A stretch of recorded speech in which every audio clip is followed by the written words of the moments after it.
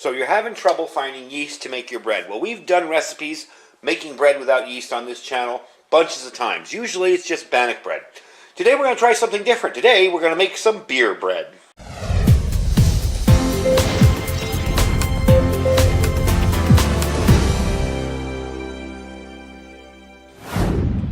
Alright, welcome back everybody. So I know it's a really hard time now to find stuff in the stores, and a lot of people may be not be able to get bread, maybe not be able to get to yeast. The biggest problem we're having here is yeast. Now all the aisles are filled again with the flour, but there's no yeast anywhere. So if you don't have it, there's still ways to make bread. And like I said in the intro, we have done bannock bread recipes countless times. We've done so many of those. So today what we're going to do is use the yeast in a can of beer to make your bread rise. So let me get all this set up. I'll get a bowl down here, we'll mix everything together, and I'll show you how it works. Alright, so the first thing you're going to do is get yourself 2 cups of flour. Now, any flour is good for this, doesn't matter what kind. If you like gluten-free, if you like wheat flour, whatever. 2 cups. Now you notice I have another cup over here, a sort of a cup. That's to mix in after I see how much the beer is making it watery. You want this to be a little bit like a pizza dough consistency. Not so thick like bread, but kind of like a pizza dough. So I may add a little bit more of that later on. Next up, 2 tablespoons of sugar and 1 teaspoon of salt. Okay, now what I'm going to do is just kind of mix that all together. Now I'm going to add the can or bottle, whatever, it's 12 ounces of whatever beer. This is actually beer we got for free from some casino promotion. It's Tecate Light, but it works, so I'm just going to pour that in there and mix it up. Now if you notice some lumps left in it, that's no problem. It'll be okay. You're noticing how, liquidy that is right now. Don't worry, there's a lot of flour that hasn't been folded into it yet. So, and it smells incredible. It's like the mix of like the scent of the bread and everything and the beer, and it smells really, really good. And I am not a big beer drinker. I'm not a big alcohol drinker, period. But this stuff just smells incredible when you're mixing it up. Now you're starting to see it thicken up a little bit. I'm going to add a little tiny bit of flour to it till I kind of get the consistency I want, because that's a little bit on the light side. Now we're getting there, sort of. See, that you kind of want that kind of a consistency like that. Maybe a little thicker, but not too much thicker. Then we'll get into this oven over here. I believe I've done a video on this propane oven, but it's no longer for sale anywhere. You can't buy it. I'm kind of bummed out because I needed a part for it and I had to fix it myself eventually. But a little bit more. That's good. That should do it. But it's made by Brinkman, and it's a cool little way to use propane to make yourself a nice little oven, or to have a nice oven, I should say, if you're not making an oven. All right, so we got that pretty good. That's about the consistency you want for this. You don't want it to be. This gets very heavy, so you don't want this to be like your regular dough that's kind of heavy, and you just plop it in there like dough, and you watch it kind of proof and rise. You want this to be a little bit runny, otherwise it's going to be very, very thick. Now, you can throw anything you want in here. I happen to like the Thrive onions.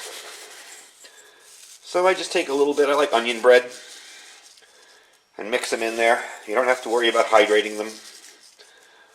There we go. Now, I'm going to use this, and we're going to do this as if it's an emergency. We're baking it in a little tiny camp oven. We're going to put it in this little thing here, and I'm going to take some butter, just a little bit with my fingers here, and yes, I washed my hands. We're going to rub it around inside this tray so nothing sticks. This will rise too. That's the cool part about this. When you're baking this, this will be kind of flush to the top, but it will rise up, so you do want to cover the upper areas with some butter there. Make sure everywhere gets covered. That's good. Alright, so take care of that.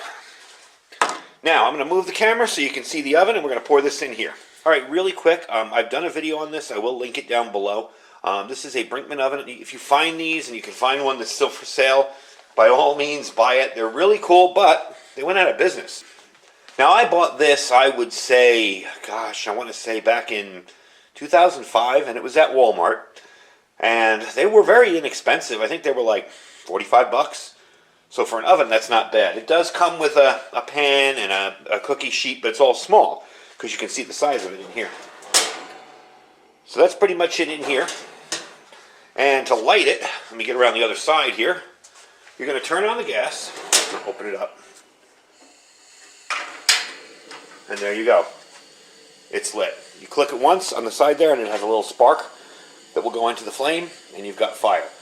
Now the burner is underneath this plate, so you want to keep an eye. You don't want to touch anything down here when it first starts up. And there's your temperature. So we're going to let this get to, I believe it's 375. And it cooks for about 30 to 45 minutes. I would opt for the 45 minutes. When I've made this before at 30 minutes, it's still kind of soft in the middle. And then as it dries out, you know, it gets hard and heavy in the middle. The rest of the thing is hard and it's kind of like heavy and doughy in the middle. So I'd opt for the 45 minutes, but do keep an eye on it. I'm going to let that go up. But first, we got to put it in here. So remember, grease your pan up really good. And like I said, grease it up to the top edges because this is going to rise a little bit when you're putting it in here. Pan, sorry. I'm not showing you the pan. There you go. So let me kind of just dump this in here.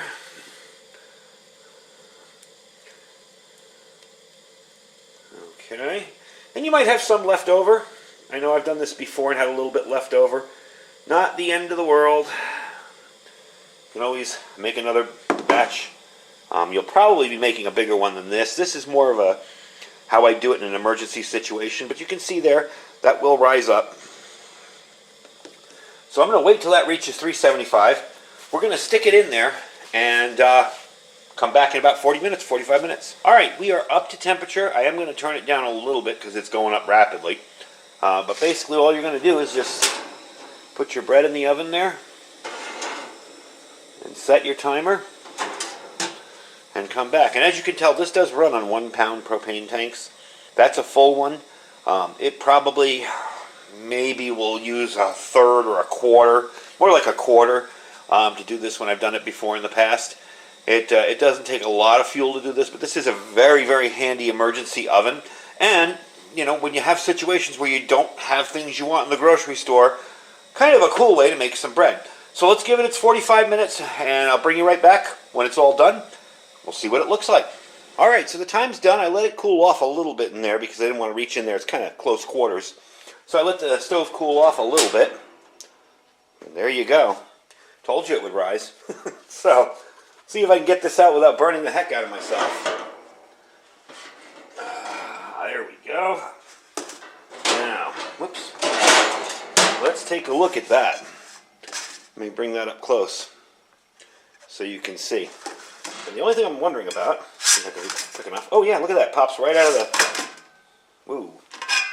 There. Upside down, but pops right out of there, and there's your loaf of bread.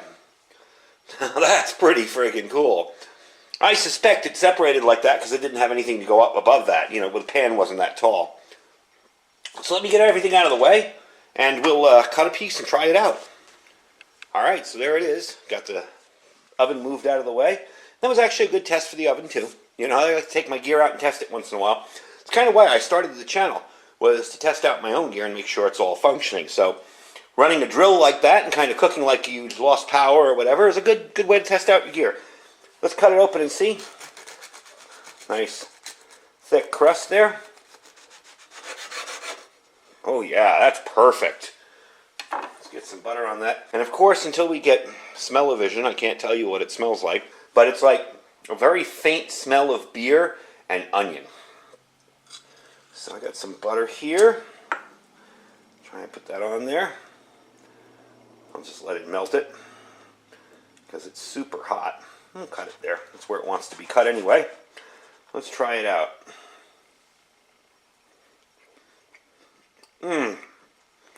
That is awesome.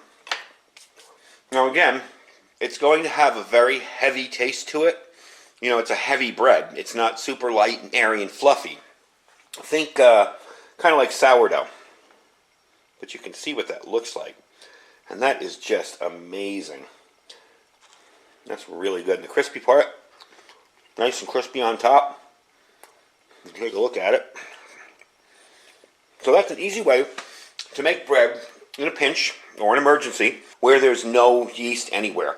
And as of yesterday, when I went to my local store, I was able to buy flour, but there was no yeast on the shelves whatsoever. And it's also a handy way to do it too, because you have to store yeast correctly, and sometimes it'll lose its effectiveness. But if you've got a 6-pack of beer in the fridge, one of those beers can become your yeast for your bread. So anyway, that's how you make beer bread. Now all you guys can tell your wives you're buying the beer for preparations. When they ask you why you got so much beer in the fridge, that's why, just in case you have to make beer bread.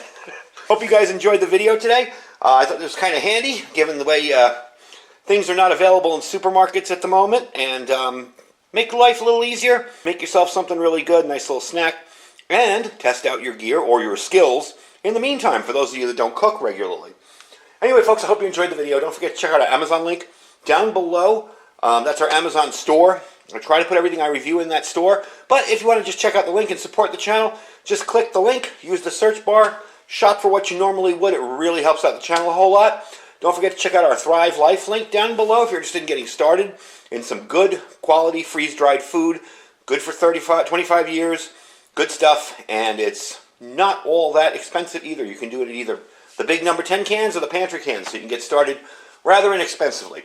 Anyway, folks, I thank you for watching. Stay safe and stay prepared.